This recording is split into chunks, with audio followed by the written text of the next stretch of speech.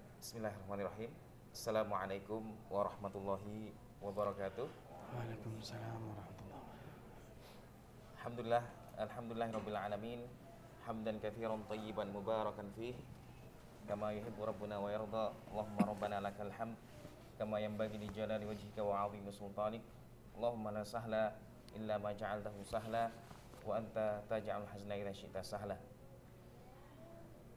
Ikhwah dan akhwat yang dirahmati Allah Subhanahu wa taala, jamaah umroh ya, Amartur yang berbahagia.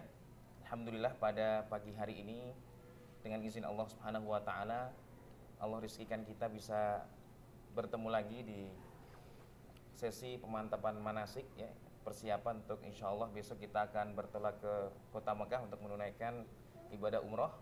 Dan alhamdulillah telah hadir di tengah kita gurunda, guru kita semuanya, Dr. Ariful Bahri. Beliau adalah pengajar di Masjid Nabawi ya, dan insyaallah semuanya sudah ya ma'ruf ya. Sebagaimana dahulu ada asatidatuna ya, guru-guru kita, ada Ustaz Firanda Dirja, ada Ustaz Dr. Abdullah Roy dan yang lainnya. Beliau alhamdulillah saat ini hadir di tengah kita, insyaallah akan memberikan taujihatnya, dan kita mohon dengan kesediaan beliau untuk berbagi sharing ilmunya, khususnya untuk memantapkan persiapan kita sebelum ibadah umroh ya, bekal terbaik untuk kita semuanya ya, karena besok insya Allah kita akan melakukan ya apa yang sudah kita persiapkan selama ini, ibu dan bapak semuanya. Maka kami mohon untuk bisa menyimak dengan hikmah, dan silahkan nanti apabila ada pertanyaan-pertanyaan silahkan ditanyakan kepada beliau ya. Fas'alu ahlad dzikri in kuntum la ta'lamun. Serahkan kepada yang ahli ya, insya Allah semua akan dibantu untuk mendapatkan hasil yang mudah-mudahan diridhai Allah Subhanahu wa taala, dan semua ibadah kita insya Allah sesuai dengan sunnahnya Rasulullah Muhammad sallallahu alaihi wasallam. Tidak berpanjang lebar, kita berikan kesempatan ya. Fal yatafaddal Ustadzuna Dr. Ariful Bahri masykuran. Jazakallahu khairan.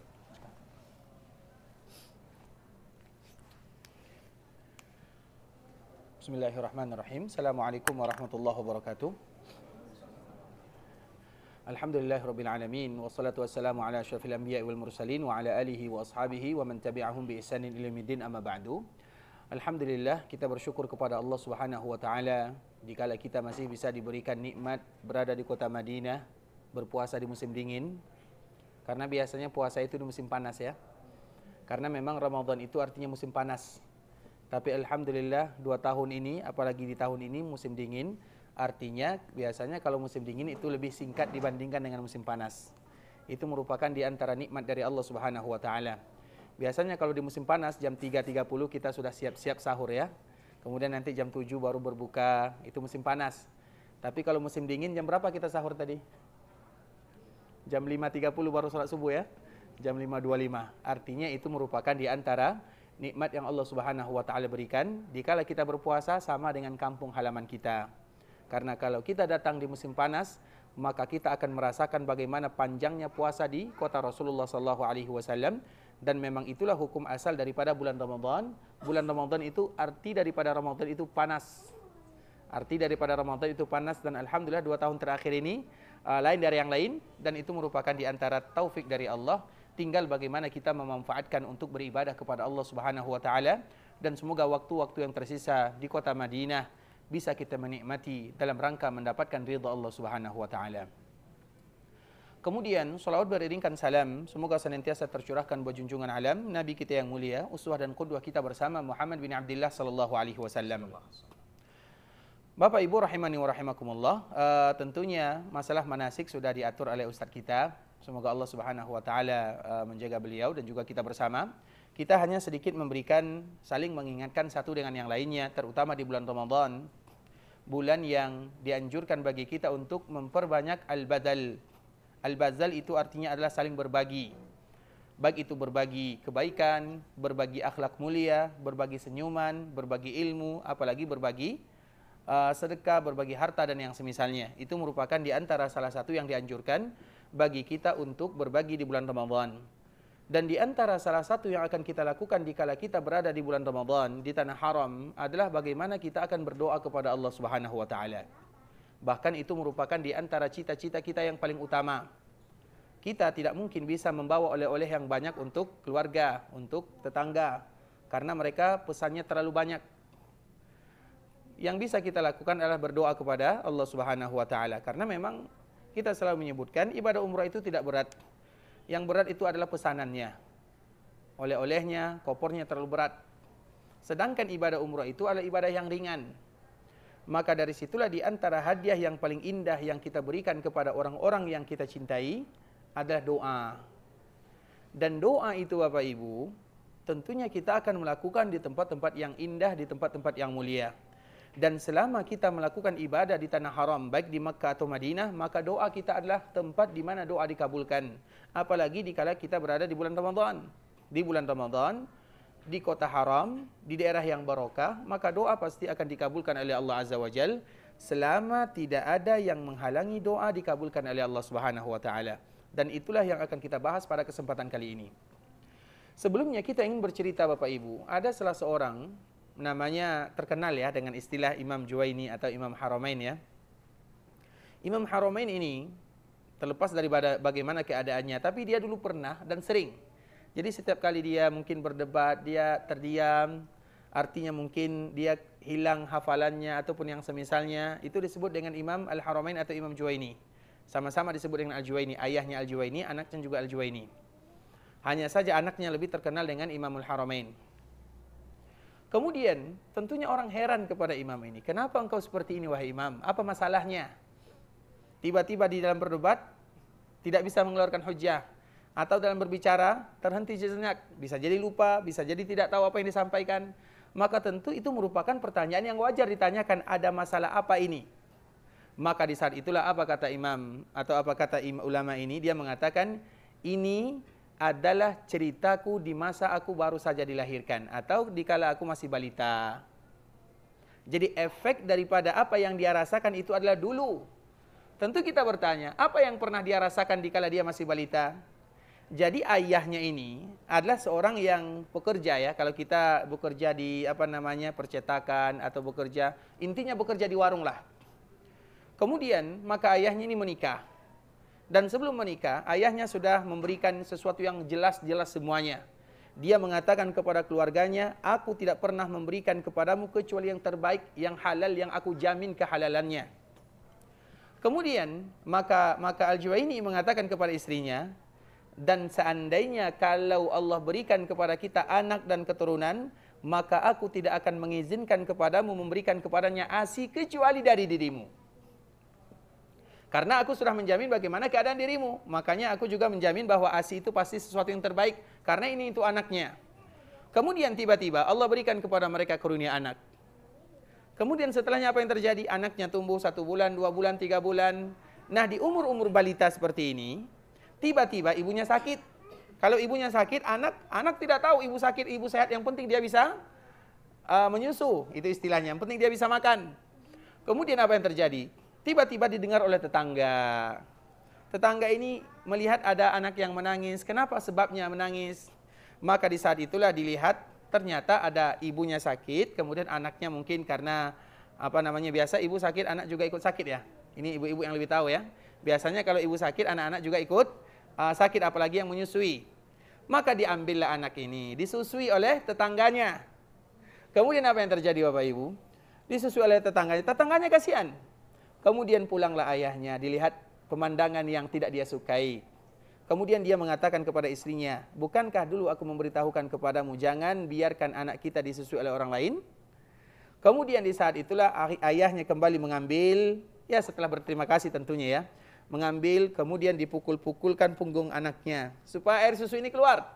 Aku tidak ingin anakku meminum air susu kecuali dari ibunya, karena aku bisa menjamin kehalalannya. Bukan berarti dia menuduh yang lain, tidak.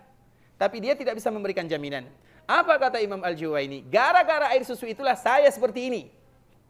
Gara-gara air susu yang mungkin berapalah air susu ya. Kalau bahasa kitanya, berapa menit dia menyusukan Juwaini. Gara-gara itulah Imam Al-Juwaini selalu merasakan yang tadi telah kita sebutkan. Kadang lupa, kadang seperti ini, kadang kalah, kadang ini. Gara-gara dia mengatakan, Imam Al-Juwaini sendiri mengatakan, ini adalah bentuk air susu yang dulu pernah aku minum dikala aku kecil, kata Imam Al-Juwaini. Artinya pengaruh sesuatu yang tidak bagus dalam kehidupan itu sangat luar biasa. Dan salah satunya adalah doa. Kita di sini selalu berdoa kepada Allah di tanah haram Madinah, apalagi nanti di Mekah, di Ka'bah, di Safa, di Marwah, ya Allah. Kita mengatakan labbaik Allahumma labbaik. Kalau seandainya ada sesuatu yang tidak jelas dalam harta kita, maka apa kata Allah dikala kita mengatakan labbaik Allahumma labbaik? Maka malaikat mengatakan la labbaik wa la sa'daik. Tidak ada labbaik untukmu, tidak ada. Karena engkau tidak jelas hartanya halal atau haram, tidak jelas. Kita mengucapkan labbaik Allahumma labbaik, maka malaikat menjawab la labbaik wa la sa'daik. Tidak ada. Kamu artinya tidak diterima oleh Allah Subhanahu wa taala. Begitu juga dengan doa menangis kita di sini. Tapi kalau seandainya harta kita masih bercampur, enggak jelas halal haram, bagaimana doa kita akan diterima oleh Allah Subhanahu wa taala? Jadi masalahnya bukan masalah doa. Masalahnya bukan masalah kita menangis, tapi dikala kita berangkat di sini, kita lihat Imam Al-Juwaini saja, air susu ada bekas di dalam kehidupannya. Apalagi kalau seandainya lebih daripada air susu. Maka momen Ramadan itu Bapak Ibu, adalah momen di mana kita harus ingin membersihkan harta. Dan kita harus tahu, sesuatu yang tidak jelas, semua kita pasti merasakan yang demikian. Sesuatu yang tidak jelas dalam yang kita punya, maka ingat itu bukan milik kita. Makanya yang haram itu bukan milik kita, milik orang lain. Harus dikeluarkan semuanya. Yang halal saja diperintahkan oleh Allah Subhanahu wa taala, khudz min amwalihim.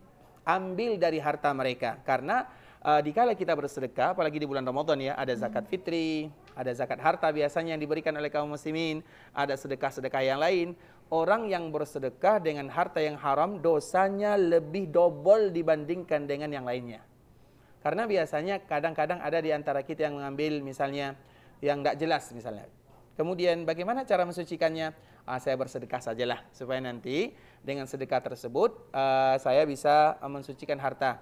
Itu dosanya 2 kali lipat loh Bapak Ibu. Karena yang haram itu tidak boleh disedekahkan. Yang haram itu harus dikeluarkan. Karena bukan milik kita. Itu yang pertama. Yang kedua, sedekah itu pun bukan milik kita. Contoh nanti kita akan bersedekah zakat fitri. Atau ada sebagian kita yang zakat harta.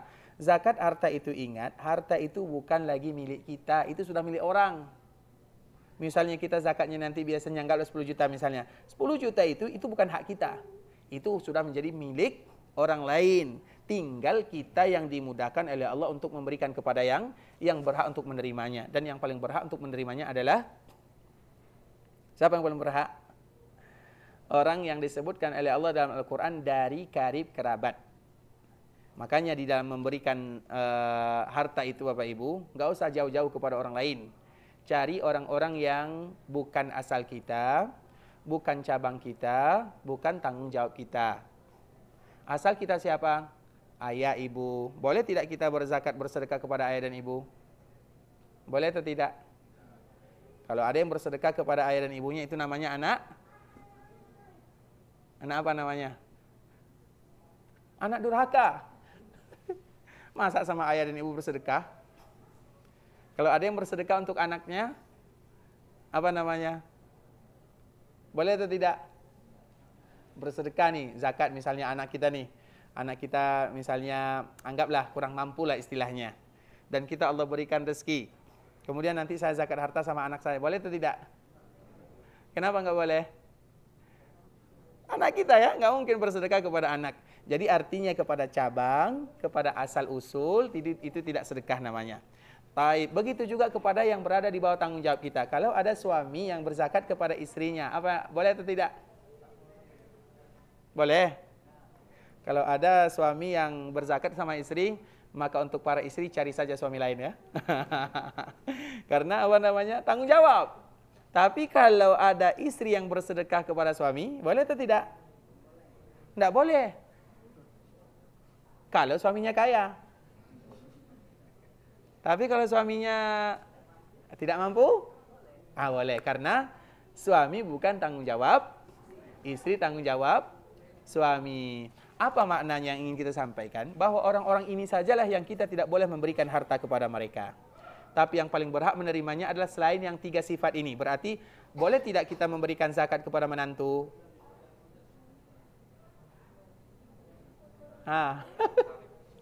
Boleh tidak kepada menantu?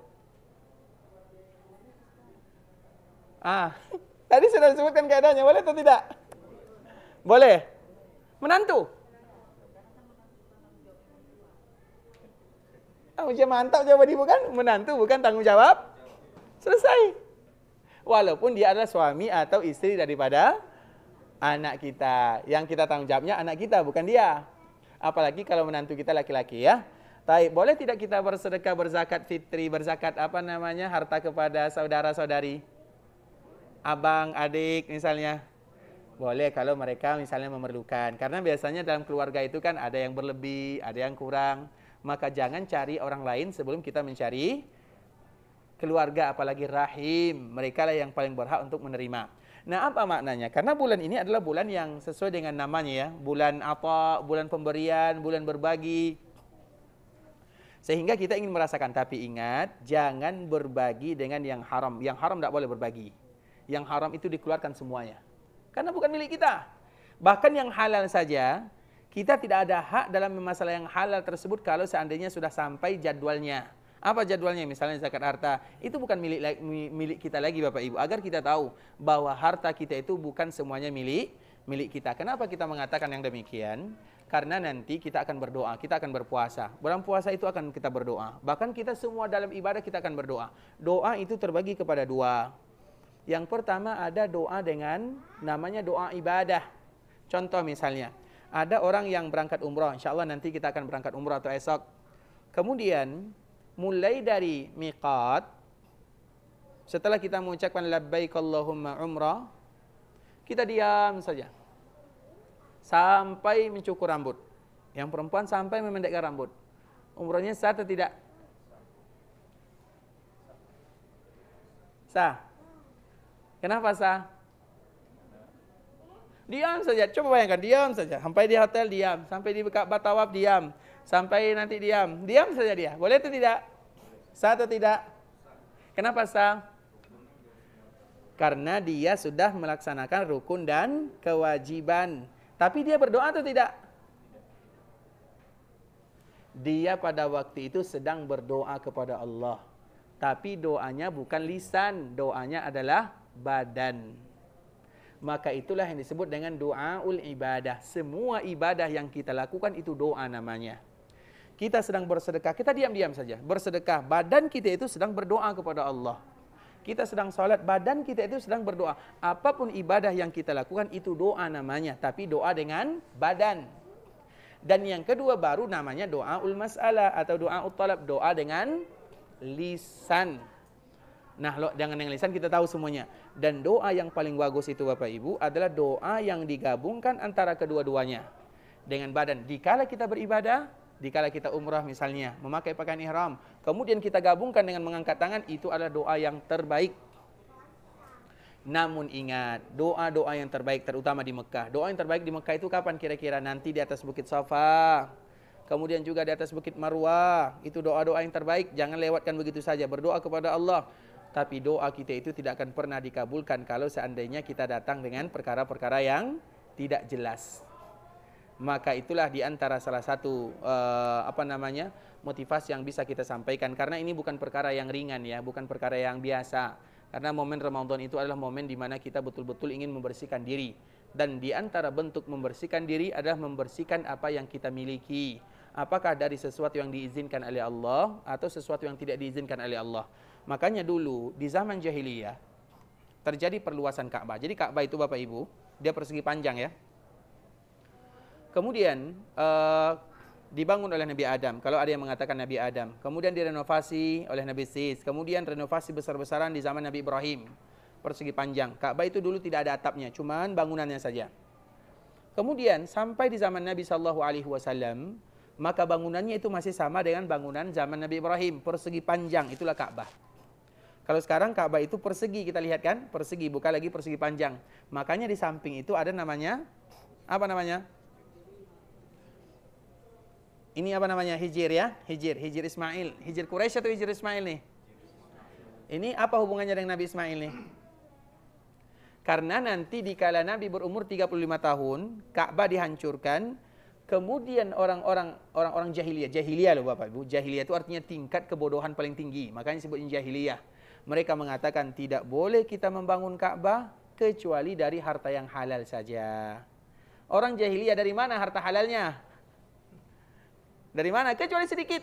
Bukan tidak ada, sedikit. Kemudian mereka mengumpulkan, akhirnya mereka tidak sanggup membuat bangunan Ka'bah seperti sedia kala, yaitu persegi panjang. Maka jadilah persegi. Sisanya dibuat lingkaran untuk menandai itu adalah bangunan Ka'bah. Maka ini, lingkaran ini apa namanya? Hijr Ismail atau Hijr Quraisy? Nah, mulai ragu ya. Kenapa Hijr Ismail namanya? Kapan ini baru ada? Di zaman Ismail atau zaman Quraisy? Zaman Ismail persegi panjang.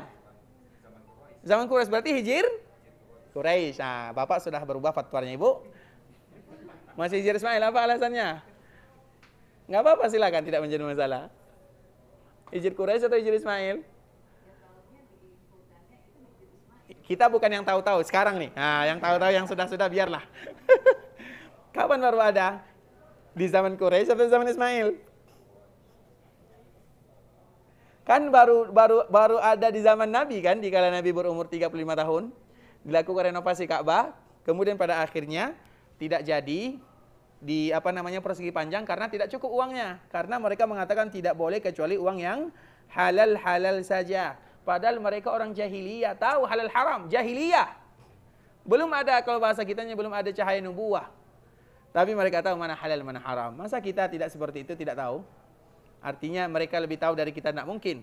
Karena bagaimanapun dulu, walau mereka jahiliyah, tapi mereka tetap mengagungkan Ka'bah al-Musyarrafah. Sehingga pada akhirnya mereka tidak bisa membangun, kecuali separuhnya dikasih tanda. Maka disebut dengan Hijr. Masih belum berubah ya, Hijr. Terserah daripada namanya, tapi ini baru ada di zaman Quraisy. Di zaman Ismail nggak ada, Bu. Gimana? Apa hubungannya dengan Ismail? Kan itu pertanyaan yang wajar ya, apa hubungannya dengan Nabi Ismail? Karena itu baru ada di zaman Quraisy. Terlepas daripada itu semua, tentu itu merupakan di antara kasih sayang Allah ya. Karena nanti kalau tidak ada ini, kita selama-lamanya tidak akan bisa masuk Ka'bah. Kecuali kalau kita sudah jadi pemimpin ya. Kecuali kalau ada di antara kita yang ingin calon jadi presiden, mana tahu kan? Kemudian nanti dia ini jadi pemimpin, gubernur, kemudian dia masuk, silakan. Tapi kalau kita orang biasa sulit masuk Ka'bah. Nah, dikala ada ini maka itu adalah bagian daripada Ka'bah. Itu Ka'bah itu Bapak Ibu. Makanya dikala kita berada di sana itu taufik dari Allah ya. Artinya mereka melakukan yang demikian. Sama dengan doa Nabi Muhammad ya sallallahu alaihi wasallam dikala dikala Ibunda Hajar mencari Zamzam. Kemudian Zamzam itu didapatkan pada akhirnya pergi ke Safa, Marwah. Pada akhirnya datanglah Jibril dan Jibril memukulkan Zamzam dengan sayapnya. Maka salah satu nama Zamzam itu adalah Hazimatu Jibril. Itu adalah di antara nama Zamzam. Zamzam itu banyak namanya. Disebut juga dengan Syabba'ah, mengenyangkan, makanan, obat. Itu semua adalah nama-nama Zamzam. Kemudian dikala Zamzam keluar, dipukul oleh Jibril, sayapnya. Apa yang terjadi? Maka datanglah Hajar, bahagia. Makanan sudah habis. Yang tinggal di sana cuma 2, dia dan anaknya masih kecil. Anaknya masih menangis, Ismail. Kemudian di Zamzam keluar, kemudian dibuat bendungan ya kalau bahasa kitanya. Dia dibuat bendungan lah. Makanya disebut dengan Zam. Itu dari kata Zamzam, bahasa yang keluar dari ibunda kita Hajar alaihissalam. Kemudian apa kata Nabi? Yarhamullahumma Ismail. Semoga Allah merahmati ummu Ismail. Itu Hajar alaihissalam. Lau tarakat Zamzam lakana ainan ma'ina. Kalau seandainya Zamzam dibiarkan saja, kata Nabi memberikan komentar terhadap kisah ini, kalau Zamzam dibiarkan maka dia akan mengalir ibarat air, ibarat sungai. Tapi ibunda Ismail dia membuat bendungan sehingga tidak jadi mengalir. Makanya Nabi mengatakan rahimallah, yarhamullahu ma Ismail. Semoga Allah merahmatinya. Kalimat Allah yarhamuk itu di dalam bahasa Arab artinya sedikit komentar lah ya, artinya memberikan tanggapan. Maka Nabi mengatakan semoga Allah merahmati ibunda Ismail, kalau dia membiarkan Zamzam, maka Zamzam itu akan mengalir ibarat sungai. Tapi itu sudah taufik dari Allah. Kalau di Ka'bah itu sungai, kapan kita tawafnya? Artinya sudah merupakan taufik dari Allah Subhanahu wa taala. Begitu juga di zaman Quraisy. Kalau mereka tidak membangun, kalau uang mereka tidak cukup, mereka akan membangun Ka'bah. Kira-kira kapan kita salat dalam Ka'bah? Enggak pernah, kecuali kalau jadi jadi pemimpin lah istilahnya. Bisa dipahami sampai di sini ya? Jadi masih pertanyaan yang sama. Hijri Ismail atau Hijri Quraisy nih? Ibu sudah berubah atau belum? Belum ya? Tapi tidak menjadi masalah.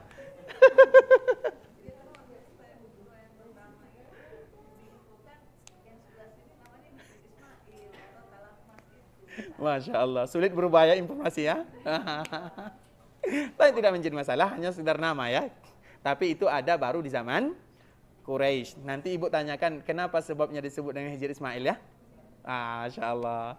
Barakallahu fikum. Artinya mereka saja yang membangun Ka'bah di masa jahiliyah. 5 tahun sebelum Nabi diutus, mereka sudah tahu mana yang halal, mana yang haram. Tidak mungkin kita yang sudah ada cahaya nubuwah tidak lebih tahu daripada mereka. Mereka belum ada zaman cahaya wahyu nubuwah, itu belum ada. Kecuali sisa-sisa sedikit saja. Sedangkan kita sudah ada, maka kita lebih berjaga-jaga supaya nanti Allah berikan keberkahan dalam kehidupan. Apalagi dalam berdoa. Yang terpenting itu Bapak Ibu adalah doa. Dan semua kita datang ke sini adalah untuk berdoa. Umrah itu sama dengan doa. Apalagi nanti kita akan selalu berdoa. Tawaf dalam keadaan menangis. Ya Allah, aku datang dengan membawa dosa. Ya Allah, aku ingin Engkau berikan kemudahan dalam ini, dalam itu. Kita semua meminta kepada Allah. Tapi Allah akan mengatakan, bagaimana aku akan kabulkan kalau masih ada sisa-sisa yang haram. Barakallahu fikum Bapak Ibu. Ini sebagai mukaddimah. Dan sekarang kita mungkin buka ke sesi yang kedua. Kalau ada yang bertanya, kami persilahkan. Jazakumullahu khairan. Baik, silakan. Silakan. Salam warahmatullahi.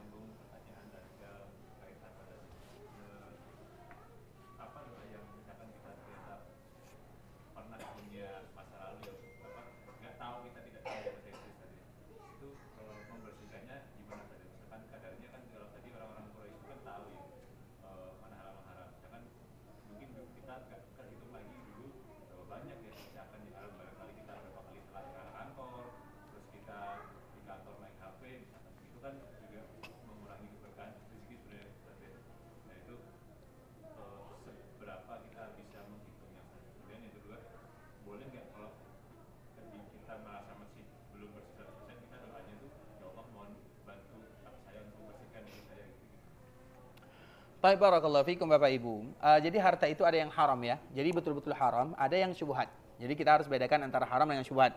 Kalau haram itu betul-betul kita ambil dari jalan yang tidak Allah ridhai.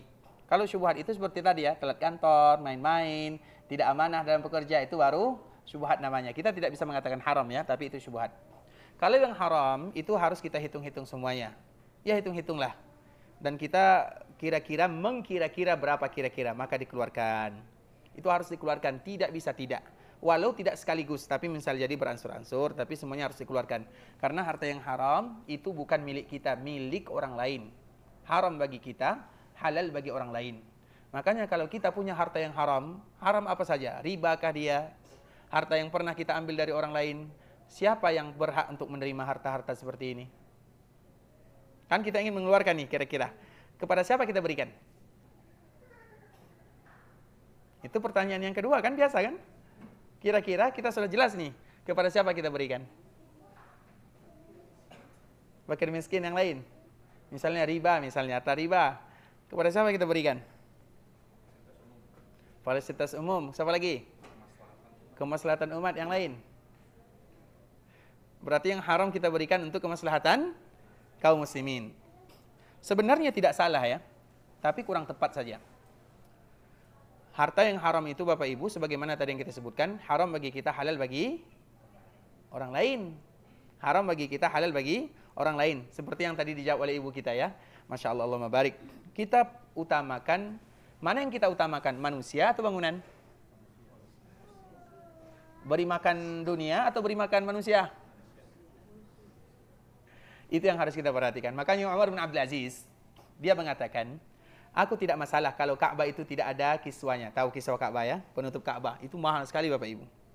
Dan betul-betul dari zaman dahulu memang pemerintah memperhatikan masalah kiswah Ka'bah. Tapi apa kata Umar bin Abdul Aziz? Umar bin Abdul Aziz itu adalah zaman yang penuh dengan keindahan. Tapi sayang, dia hanya memimpin 2 tahun saja menjadi khalifah kaum muslimin. Dan dia cicinya Umar bin Khattab. Wajar, sama dengan kakeknya. Dia meninggal umur 40 tahun, ya masih muda sekali. Dan dia juga lahir dari seorang ibu yang takut menyampurkan susu yang halal dengan yang haram. Sama kisahnya, semuanya sama. Itu akan berpengaruh kepada nanti anak cucu kita semuanya. Kemudian Umar bin Abdul Aziz mengatakan, saya tidak peduli kalau Ka'bah itu tidak ada kiswahnya. Namun saya khawatir kalau ada anak-anak kaum muslimin yang belum masih memiliki baju, sendal, tempat tinggal. Jadi mana yang kita dahulukan? Bangunan, dunia, atau mana? Tempat jalan itu Bapak Ibu, orang tetap akan jalan. Jalannya bagus, jalannya rusak. Yang tidak bisa jalan itu yang punya mobil. Yang punya kaki masih bisa jalan. Berarti mana yang kita dahulukan? Manusianya atau bangunannya? Manusia harus kita utamakan. Masih banyak saudara-saudara kita mereka yang makan satu kali satu hari. Masih banyak mereka yang tidurnya mungkin tempat tinggalnya sudah banyak bocor-bocornya. Itu yang harus kita utamakan daripada pembangunan. Haram bagi kita, halal bagi mereka. Bisa dipahami ya? Jadi itu pertanyaan pertama. Harus pandai-pandai. Kalau itu yang haram, kalau yang syubhat, itulah dengan sedekah, perbanyak sedekah. Sama dengan salat, ibadah, puasa yang lainnya. Puasa, kita pasti yakin bahwa puasa kita tidak sempurna. Bagaimana caranya? Puasa sunnah. Salat tidak sempurna, salat sunnah. Begitu juga dengan sedekah. Makanya sedekah itu perbanyaklah sedekah sunnah. Artinya selalu berbagi dan niatkan, ya Allah sucikan harta saya. Itu yang pertama. Yang kedua tadi apa pertanyaannya? Kalau misalkan kita ternyata pernah menerima hal misalkan katakan riswah atau apa gitu saja. Terus kita doanya ya Allah. Doa ya, taib. Masalah doa, di antara salah satu doa yang diajarkan oleh sahabat Ali bin Abi Thalib, Allahumma kfina bihalalika an haramik wa aghnina bifadlika amman siwak. Itu doa yang harus dihafal oleh kaum muslimin ya. Allahumma kfina, ya Allah cukupkan kami bihalalika an haramik. Cukupkan kami dengan yang halal-halal saja, jauhkan kami dari yang haram. Wa aghnina, kayakan kami, wa aghnina bifadlik, kayakan kami dengan karuniamu. Wa aghnina bifadlika amman siwa, kami tidak butuh yang lain. Kami hanya butuh kepada harta yang kau berikan kepada kami. Itu adalah doa yang diajarkan oleh Nabi kepada sahabat Ali bin Abi Thalib agar kita selalu terhindar dari perkara-perkara yang tidak diizinkan oleh Allah Azza wa Jalla. Nanti cari di internet, hafal, berdoa kepada Allah, terutama nanti kita berada di Ka'bah. Semoga harta kita betul-betul bersih, tiada noda di sana. Allahumma kfina bihalalika an haramik wa aghnina bifadlika amman siwak. Jelas ya? Tapi yang lain kami persilakan. Silakan jamaah, ada lagi pertanyaan? Silakan Bu. Itu yang belakang. Yang depan aja nggak apa-apa. Yang tua dulu nggak apa-apa Bu ya. Silakan. Silakan.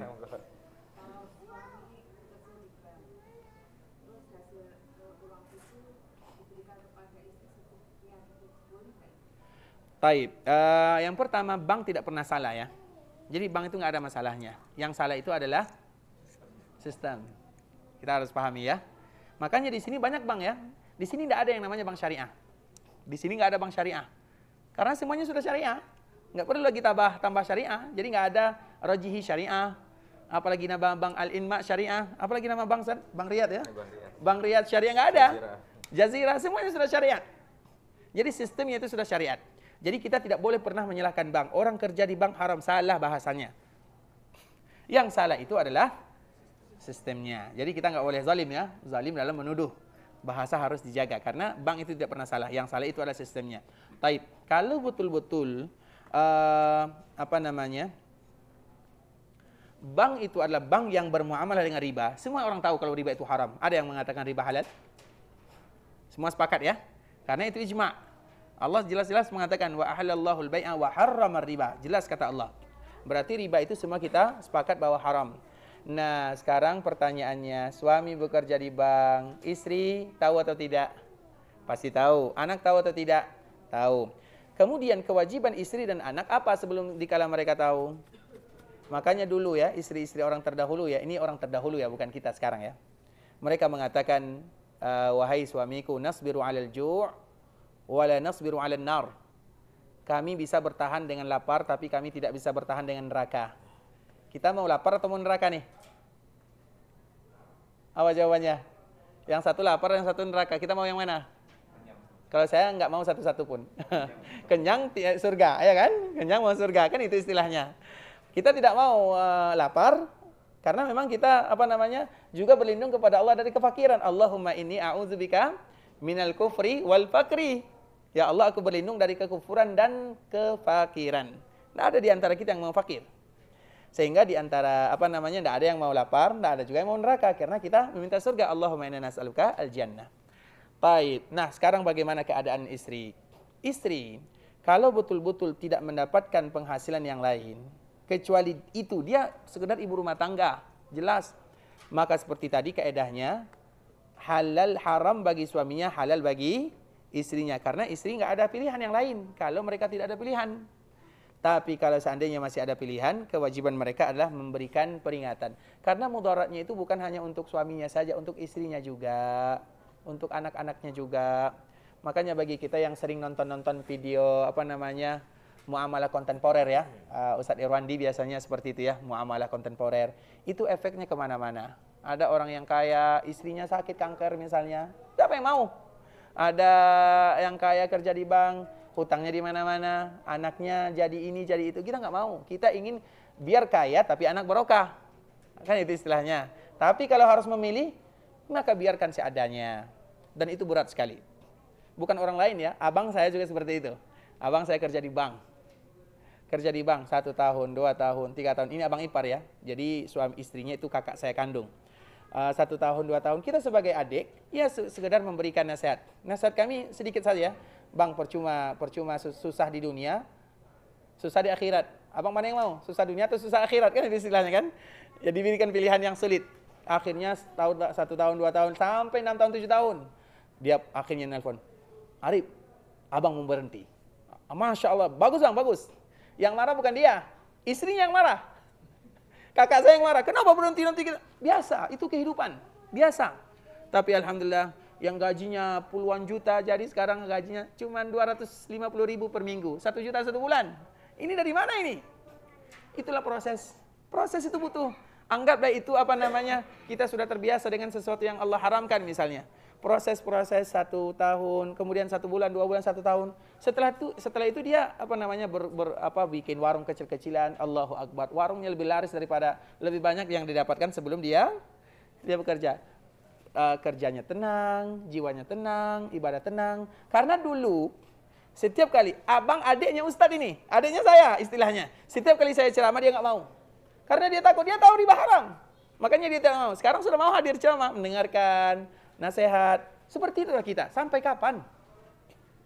Dan itu bukan hanya kita saja. Semua orang seperti itu. Artinya tinggal kekuatan ya. Artinya kita saling memberikan nasihat. Meninggalkan sesuatu yang haram tidak semudah yang dibayangkan. Butuh bertahun-tahun. Dan kami ya banyak sekali. Kemarin ada tahun kemarin ya berjumpa dengan jemaah haji. Itu sudah bertahun-tahun melakukan yang haram, bertahun-tahun. Kemudian dia tinggalkan. Baru kemarin pertama kali haji. Orang kaya sekaya-kayanya baru pertama kali haji. Dan dia merasakan bagaimana nikmatnya ibadah tanpa ada yang haram dalam kehidupannya. Jadi kewajiban kita sebagai seorang istri, kalau untuk istri, halal tidak menjadi masalah. Karena istri tidak ada pendapatan, itu tanggung jawab suami. Yang berdosa itu suami.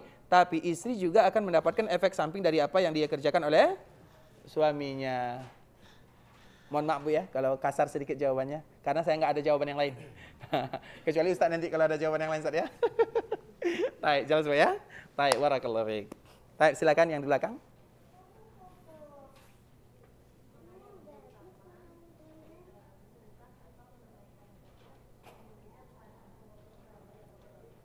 Baik, mana yang lebih utama, sedekah atau zakat kepada karib keluarga? Tidak ada yang utama, semuanya lakukan. Kita selagi bisa bersama, kenapa harus berpisah? Kan itu istilahnya. Selagi bisa bersama-sama, semuanya dilakukan, kenapa harus dipilah dan dipilih? Itu bahasanya. Artinya ibadah itu tidak boleh kita pilah, kita pilih. Semua dilakukan. Apa beda zakat dengan sedekah? Dikala kita berzakat, niatkan sedekah sekalian. Dan kita misalnya, kalau kita hitung-hitung ya, sedekah kita itu kan nggak terlalu banyak Pak istilahnya kan. Dan nanti bisa dilakukan semuanya. Untuk karib kerabat juga, untuk tetangga juga, yang mereka membutuhkan, lakukan semuanya. Jangan dipilah, dipilih. Jadi mana yang lebih utama? Sama ya.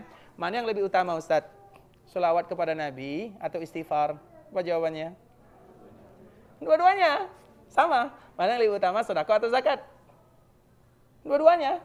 Jangan dipisah kalau selagi bisa bersama. Kecuali Kalau kita tidak ada waktu, tidak ada uang, kecuali untuk ini, maka dahulukan yang wajib daripada yang sunnah. Mana yang wajib? Yang wajib itu sedekah atau zakat? Zakat atau sedekah? Zakat apa? Ke orang tidak mungkin berzakat harta kecuali uangnya banyak.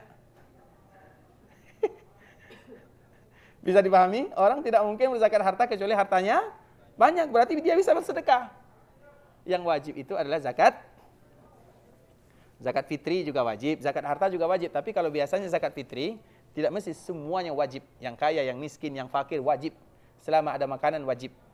Tapi kalau zakat harta yang punya harta saja. Berarti kalau punya harta, bisa juga bersedekah. Nah, itu istilahnya. Jelas Bu ya? Tapi yang lain. Silakan Bu. Salam.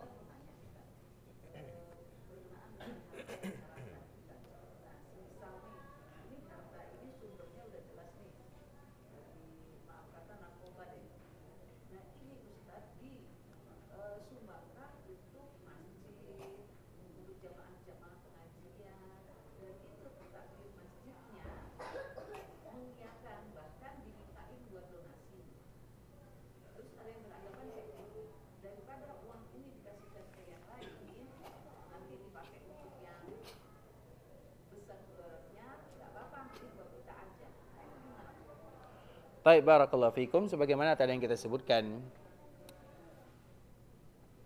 urusan dengan masjid tentu sesuatu yang paling jelas ya, apalagi masjid ya, rumah Allah ya. Tidak mungkin hasil narkoba atau hasil yang lain. Masjid, ini masjid. Masjid itu rumah siapa itu? Rumah Allah, bukan rumah kita. Apakah mungkin masjid didonasikan untuk yang ini, yang apa namanya, yang hasil-hasil yang tidak bagus tadi? Makanya bukan masjid, bukan untuk masjid, tapi untuk. Tapi Ibu tahu jawabannya kan? Saya paham, itu untuk masjid rumah Allah. Kamar kita saja, uang riba mau nggak? Apalagi rumah. Makanya berikan solusi yang tadi. Kepada pemulung, masih banyak pemulung.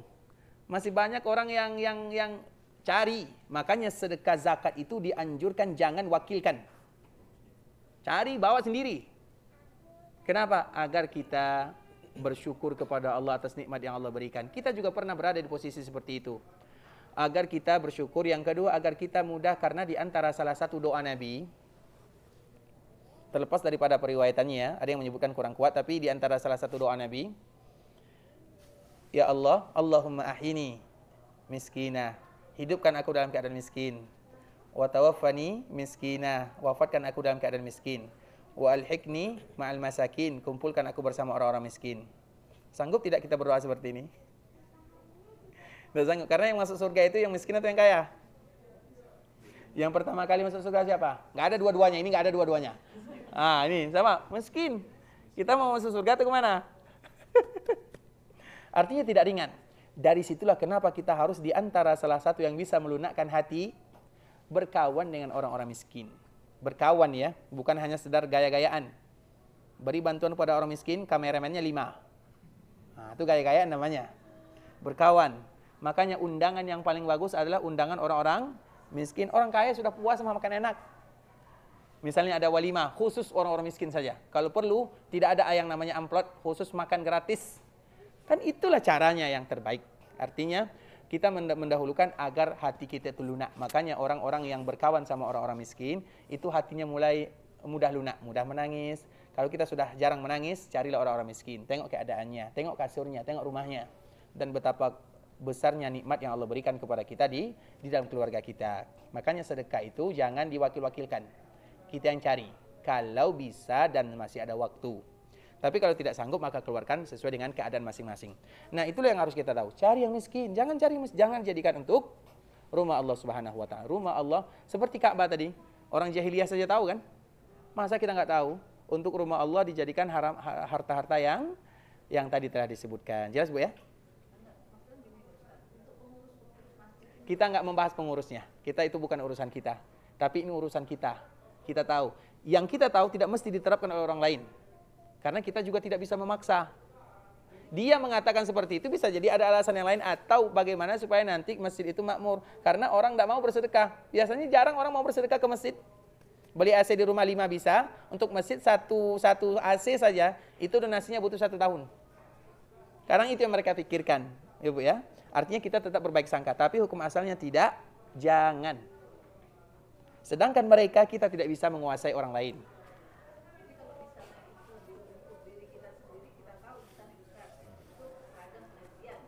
Jangan.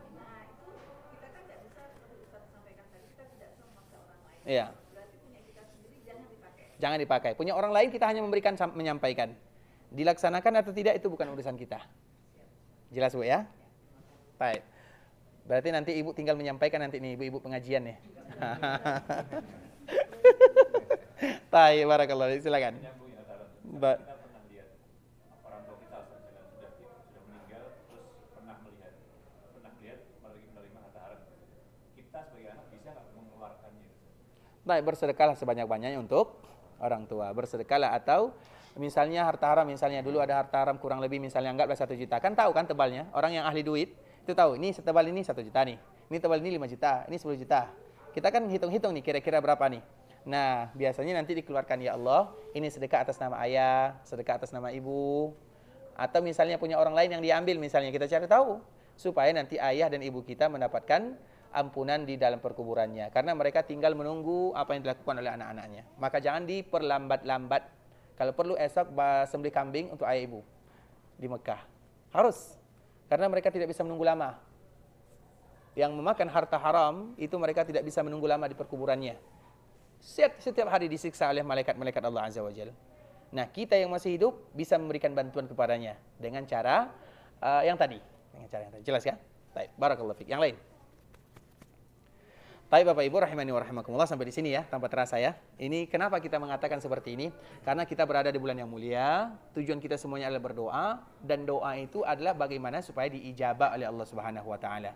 Namun doa, tidak semua doa diijabah. Bukan karena Allah tidak mengijabah, tidak. Tapi kesalahan itu semuanya kembali kepada orang yang berdoa. Di antara sifat Allah, Allah itu merasa malu kalau ada hamba yang mengangkat kedua tangannya kemudian dibalikkan dalam keadaan tidak ada nilainya. Artinya tidak dijabah doanya. Allah malu. Dan Allah itu yang coba lihat bagaimana kasih sayang Allah. Allah yang perintahkan kepada kita berdoa, dan Allah juga yang menjanjikan kepada kita untuk diijabah. Kasih sayang mana lagi yang dijanjikan oleh Allah Subhanahu wa taala? Makanya di antara salah satu doa orang-orang terdahulu ya, mereka kalau betul-betul dalam keadaan susah, mereka mengatakan, ya Allah, amartani bid-du'a, engkau yang memerintahkan aku berdoa, wa wa'adtani bil ijabah, dan engkau juga yang menjanjikan doa-doa ini diijabah. Taqabbal du'ai, terima doa-doaku. Itu adalah bahasa-bahasa yang indah ya. Jadi setiap kali kita berdoa, kalimat-kalimat seperti ini kalimat yang bagus. Ya Allah, engkau yang merintahkan kami berdoa, dan engkau juga yang menjanjikan diijabah. Itu kalimat bahasa merengek kalau bahasa kitanya, bahasa merintih di hadapan Allah Azza wa Jalla. Kemudian kabulkan doaku, minta doa, ya Allah ampunkan dosaku, lancarkan urusanku, berikan kesehatan kepadaku, minta semuanya kepada Allah Subhanahu wa taala. Dan lokasinya tanah haram, Makkah, Madinah, kita berada di tempat yang semestinya harus dikabulkan doa. Kalau doa kita tidak dikabulkan, maka kita bertanya-tanya, kenapa? Yang salah bukan Allah, Allah tidak pernah salah dan zalim. Yang salah itu adalah kita, kenapa doa kita tidak dikabulkan. Dan salah satu yang paling banyak menghalangi doa terkabulkan adalah masalah makanan, minuman, harta. Sehingga Nabi menyebutkan, فَأَنَّا يُسْتَجَابُ لِذَلِكَ. Dia mengangkat tangannya dalam keadaan safar, dalam keadaan kusut masai. Kemudian dia berdoa, ya Allah, ya Allah. Wa mat'amuhu haram, makanannya haram, pakaiannya haram, makanannya haram, hidup dalam keadaan yang haram. Bagaimana doa dikabulkan oleh Allah Subhanahu wa taala? Dan semoga Allah berikan kepada kita kekuatan untuk beribadah kepada Allah Subhanahu wa taala. Karena di bulan Ramadan ini ada 3 yang harus selalu kita minta ya. Yang pertama, minta agar kita selalu diberikan umur panjang untuk berpuasa sampai di bulan Ramadan. Bukan tahun ini saja, tahun-tahun berikutnya. Itu permintaan pertama. Yang kedua, kalau umur kita sampai di bulan Ramadan, yang kita minta adalah bagaimana supaya Allah bantu kita beribadah di bulan Ramadan. Banyak orang yang mendapatkan bulan Ramadan, tapi tidak dimudahkan beribadah di bulan Ramadan. Maka itu permintaan yang kedua. Permintaan yang ketiga, bagaimana ibadah kita semuanya diterima di bulan Ramadan ini. Banyak orang yang beribadah, tapi ibadahnya tidak diterima. Maka 3 ini tidak boleh kita lewatkan dalam permintaan di bulan Ramadan. Dan semoga Allah Subhanahu wa taala memudahkan kita beribadah, dan semoga setiap ibadah kita diterima oleh Allah Subhanahu wa taala. Umrah yang kita lakukan adalah umrah yang mabrurah, wa sa'yan mashkura, wa zamban maghfura. Dan semoga Allah Subhanahu wa taala senantiasa memberikan taufik hidayah agar kita senantiasa mencari keridhaannya. Amin amin ya rabbal alamin. Kita tutup dengan doa kafaratul majlis. Subhanakallahumma bihamdika asyhadu an la ilaha illa anta astaghfiruka wa atubu ilaik. Assalamualaikum warahmatullahi wabarakatuh. Waalaikumsalam warahmatullahi wabarakatuh. Jazakumullah khairan katsiran pada guru kita semuanya, Dr. Ustadz Ariful Bahri, yang telah menyampaikan materi yang sangat ya padat ya, dan masya Allah faedah yang kita dapatkan luar biasa. Mudah-mudahan Allah berikan taufik kepada kita untuk bisa mengamalkan ilmu yang kita dapatkan pada pagi hari ini ya. Ibu jamaah dan bapak semuanya yang berbahagia, insya Allah setelah ini kita akan ada sedikit ya penyampaian terkait dengan persiapan ya check out ya. Dan sebelumnya kita akan pamitan dulu, mempersilahkan nanti Ustaz Dr. Ariful Bahri untuk melanjutkan kegiatan beliau ya. Dan kita sekali lagi kita banyak-banyak terima kasih. Mudah-mudahan di lain waktu, lain kesempatan Allah rezekikan kita bisa duduk-duduk lagi, bisa ya bertatap muka bermajelis ilmu dengan para asatidzah kita, guru-guru kita, yang mudah-mudahan Allah berikan selalu istiqomah ya dalam tarbiyah wa ta'lim dan dakwah. Mudah-mudahan Allah berikan keberkahan usianya ya, dzurriyyahnya dan ilmunya. Allahumma amin. Baik, sekali lagi jazakallahu khairan Ustadzuna ya. Dan mohon doanya juga, mudah-mudahan Allah berikan kelancaran kami semuanya untuk menyempurnakan semua manasik umrah. Allahumma amin ya. Baik. Setelah ini kita lanjutkan sekarang Bu ya, Bapak Ibu, mohon untuk tetap di restoran dan saya mau sini. Anak turun sendiri aja ke bawah. Anak ke bawah sendiri aja.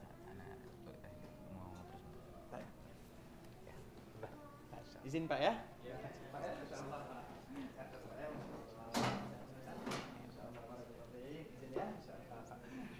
Insyaallah izin Pak. Insyaallah warahmatullahi wabarakatuh. Bu, sehat selalu Bu ya.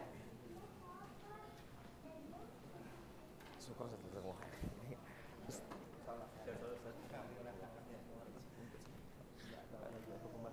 Masya Allah. Ustaz, dulu Ustaz angkatan sama Ridho nggak Ustaz? Ustaz Ridho, Abdillah. Ridho. Ustaz Ridho, satu angkatan ya? Dokter Ridho kan? Iya, sekarang anak itu udah hijrah ke Jogja Ustaz. Jadi sama Ustaz Ridho itu punya satu program upgrading guru-guru itu Ustaz. Namanya judulnya Rumus Indonesia. Yang ini sekarang kita Zat itu ya, Zat. Bukan Zat itu yang beliau, itu produk bahasa Arabnya pelatihannya. Kalau yang Rumus ini saya Ustadz Ahmad Ansori, sama Ustadz Ridho dan teman-teman Madinah, kita bikin amal jama'i bareng. Namanya Rumus Indonesia. Kemarin kita habis ada daurah nasional guru tahfiz. Kalau boleh sedikit ngasih semangat untuk mahasiswa-mahasiswa kita yang ada di program ini, sedikit aja, 1 menit aja mungkin. Boleh Ustaz? Video. Iya, mana? Iya, iya. Rumus ini kemarin nih anak kasih lihat sedikit aja. Nah ini strategi kita.